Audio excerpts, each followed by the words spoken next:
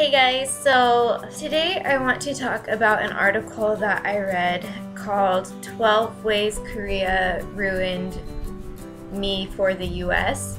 It's on a website called Matador Network, written by Jordan McCutcheon last year.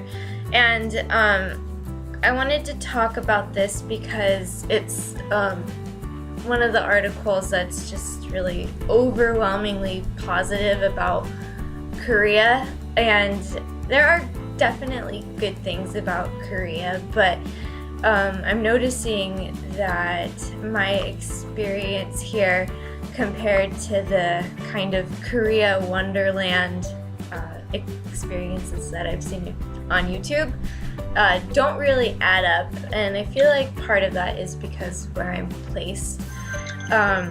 So I wanted to talk about these things because these 12 ways are some really common positives I've seen people talk about before, and I just want to share my experience on them.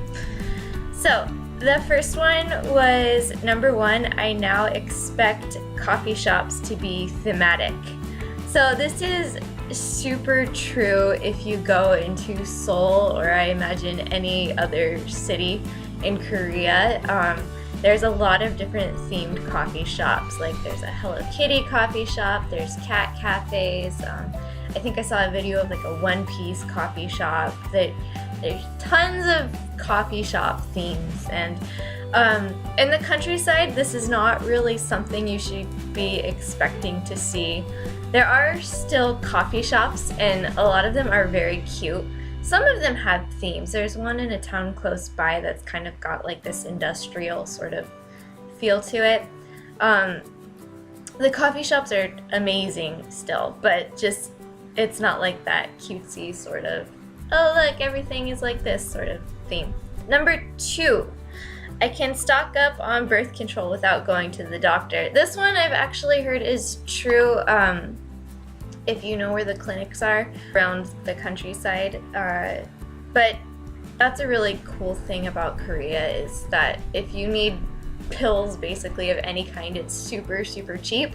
I got sick one time when I first got here with like a stuffy nose, and I was in Seoul, so I didn't get this at the Korean pharmacy in my little town, but cold medication I think was the equivalent of about $3. And it was super powerful. It like knocked me out. As soon as I got back to the room I was staying at, I slept for like 3 hours maybe. And then I woke up and I was totally fine. So that was pretty cool. In the countryside, I would definitely bring a translation tool with you, because they're probably not going to speak English, or if they do, they probably aren't going to feel real comfortable talking to you in English. So definitely know what you're looking for ahead of time, or just have a translator tool with you. Number three, I expect a house to have heated floors. Also true. I've seen very few apartments here that don't have heated floors, and they're pretty awesome during the winter time. As far as being ruined for the US though, in that regards, I lived in Southern California before coming here, so heated floors is not a necessary thing there. So I can't say that having a heated floor here has really ruined the US for me. Number four, I assume anything I want can be delivered to wherever I am at the moment. Again, I think this applies a lot more to cities than it does to the countryside. In the article, it talks about using this, it's a Kakao app sort of thing called Ask Ajuma, where you basically put all your orders into there and they will contact like the food delivery place that you want, and they will order it for you. I've heard that there's like a service fee they charge on top of that though. I have never used it. I've heard it's awesome, but in the countryside, it's just, again, not really that useful because you're gonna be in probably one of two places, like your apartment or your school, because that's pretty much all there is to do. If you want to go get something outside of school, it's right there kind of thing. What I'm trying to say is there is nothing that's really delivery here in the countryside that I would have delivered to me that I couldn't get delivered to me in the US. Like, again, maybe like in the cities and stuff, there's really cool things you want to have delivered to your location wherever you are, which is admittedly pretty awesome. Like, I've heard stories of people that can get stuff delivered to them, like sitting in a park, like those sorts of things. But there's no parks over here. There's nothing. So the only place I would have anything delivered to is my apartment, which I could do just as easily in the US as well, actually a whole lot more easier in the US than I could here, because I don't speak Korean. Number 5, I now have a quality and trendy skincare regimen. This is true. Korea has taught me a lot about face care and that sort of thing, and the face routine I have now, the skincare routine I have now is definitely way better for my skin. When I got to Korea, my face started clearing up, but I would still get hormonal breakouts kind of thing. But my skin didn't really start changing till I changed my diet and I stopped eating milk and dairy products. And then that's what really has helped my skin just clear out. It's super freaking amazing. This is the first time since like 10, 11 years old that I haven't had constant breakouts on my skin, and it's really just incredible. Like, now if I get a couple pimples, I'm like, I'm breaking out, and then I remember, Alyssa, just last year you got stuff all over your face, and a couple pimples was having a clear face. So that's a pretty cool thing. Number 6, I can now go anywhere in the country in a few hours or a weekend without boarding a plane. This is something that I've been wanting to talk about because yes, it is very easy to travel Korea as a country comparatively, but one of the huge perks I've heard about Korea is how amazing the transportation system is. And admittedly, in the cities, yes, it is super amazing. Well, Seoul and Busan, those are the only 2 cities I've been to, so I can't talk for the other ones. But in the countryside, transportation, I think, has been the most difficult thing to get used to here. There is about 1 bus that will go to 1 nearby town per hour. So if you miss that bus, you are sometimes waiting over an hour to get the next bus. Our taxis, but because the countryside is a lot more spaced out, they can get a little expensive. Not as expensive as they are in the US. They're definitely cheaper than that. But transportation, I think, is the most inconvenient thing I've experienced here in Korea, especially where my housing is at, because I'm not placed in any town. I'm just on a road. On top of there only being 1 bus per hour, some of the bus times, they are different than their schedules. My co-teacher at the beginning of the year gave me the bus schedule for when the bus is supposed to go pass by my apartment from one town to the next, and it's incorrect. There was one time I was standing outside for an hour and a half waiting for a bus that didn't come, and then one finally did. So what I've been doing is, on days when I have to go into town and it's not my work day, I have been recording mentally in my head what the actual bus times are and when I need to get there. So far I've figured out about 3.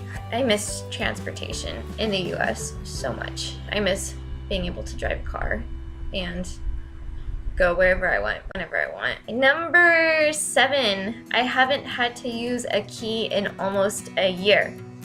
So this is true for me and my apartment complex. We do have a keypad here.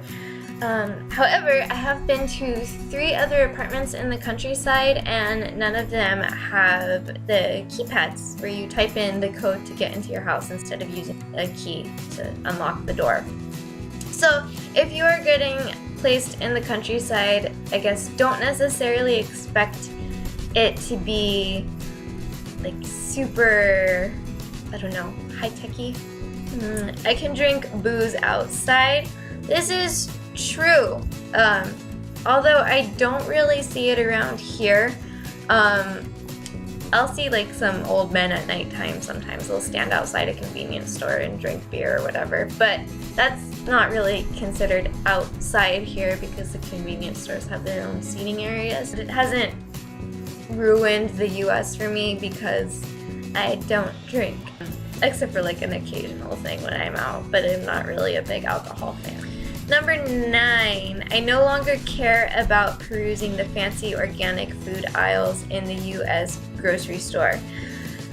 I miss the fancy organic food aisles in the US grocery store so much. Especially like now that I decided to go more plant-based with my eating. The produce here in the countryside, if you go to the store, is just, it sucks. I don't think Korea has the same food grade laws as they do in the US. I've noticed a lot of times with like berries or sometimes apples, if it's anything that comes like in bulk in a package, what they do is they will place the fruit so that the really good looking part is on top and underneath you have no idea, and you can't see because it's on a styrofoam tray wrapped in plastic wrap, so you can't check to see if your fruit is bad or not. There have been multiple times, especially with berries and things like that, where I buy some, I come back to my apartment and half of the berries are molded or it's just extremely mushy, that sort of thing, and they're just not good at all, and that would totally not fly in the US, but it's come to expect it here in Korea. Now, this article talks about having, getting stuff at the markets, and it doesn't even really talk about produce, even though that's what the original title was for. It talks about like getting fresh fish and that sort of thing. My town, we do have a market that is on every 5th day of the month, so every like the 5th, 10th, 15th, that sort of thing. They don't really have like the super fresh stuff that you might see at like somewhere in Seoul or any place that's, you know, decently sized. They do have a lot of produce. A lot of farmers sell their produce at these markets, but again, it's only every 5 days, and since going plant-based, I eat a ton of fruit and vegetables, so it's more than I can take in one trip every 5 days. And on top of that, Korean produce goes bad pretty darn quick if you don't eat it within the first couple days of buying it. So there's that. Korea has definitely not ruined grocery stores for me. I really, really miss the grocery stores. Number 10, late night post-bar pizza binges make me sad now. It says, after months of grabbing cheap homemade eats like kimbap, deep fried octopus, and pajeon from all-night tent bar street vendors on my way home from a night out, the oily slice of pie ceases to be appetizing. Again, not really ruined for me since I've gone plant-based, but even if it was ruined for me, there aren't really street vendors around here. There's not a big enough crowd for street vendors. There are some. I think there's about like 3 consistent street vendors I've seen in the whole town. They do not sell all this stuff though. One of them has like these like fried, I think they're fried, like the red bean donut things. That's what they smell like. They smell so good. There's another truck that is like a squid octopus truck, something like that. And then sometimes there's a rotisserie, like a mini rotisserie chicken truck. Those are the only 3 that I've seen. But stuff around the countryside does not stay open super late. Like Seoul is kind of the city that never sleeps, just keeps going, but here everything's pretty much closed down by around 9 because the country is composed of like old people and young people, and they're not out partying late. So if I wanted post-bar pizza binges though, I think there's about 3 pizza places in town, at least that I've seen. There is more than 3, but you know, the last bus leaves at 8:20, so I'm not gonna stay out super late. Anyway, number 11, I've become too trusting with my valuables. This one is absolutely true. Although I'm trying to keep this awareness about me because I don't want to be super trusting when I go back to the US, but if you leave your stuff somewhere and you forget it and you walk away from the entire building and come back a couple hours later, most likely your stuff is still gonna be there. Like, people don't really mess with things that aren't theirs around here, so that's a pretty cool thing. That's not really something you have to worry about. Number 12, I can afford to go to the spa for a full day session. The spas in Korea, they're known as jjimjilbangs, and I've never been to one. It's something I'm not really sure if I wanted to do or not. Sounds like it'd be a cool experience. I just don't know how I feel about getting naked in front of people. There are no jjimjilbangs in the countryside. Well, in my area of the countryside. I obviously can't speak for all of it, but I'm assuming it's super small. They probably don't have it. So it's going to the spa for a full day session would be more than just a matter of like, you know, walking out of your apartment to the nearest jjimjilbang. You have to like take an hour ride bus to the city, find a jjimjilbang, pay for it, which is pretty cheap. Like here it says 10,000 won. It's not as convenient to go to one. That is the last thing for how Korea has ruined the US. Those are just my initial thoughts first reading the article. There are definitely things in there that I will miss when I go back to the States, but I would by no means say that Korea has ruined the US for me.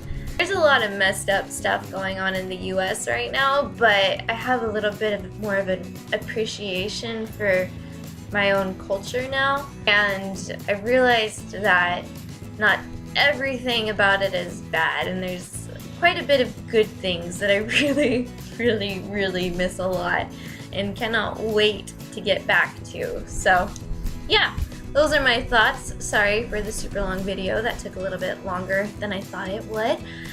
If you like this and you want to hear more of these types of videos where I just talk about my experiences and thoughts on Korea, go ahead and like this video and subscribe if you want to see more videos, and I will talk to you later. Bye.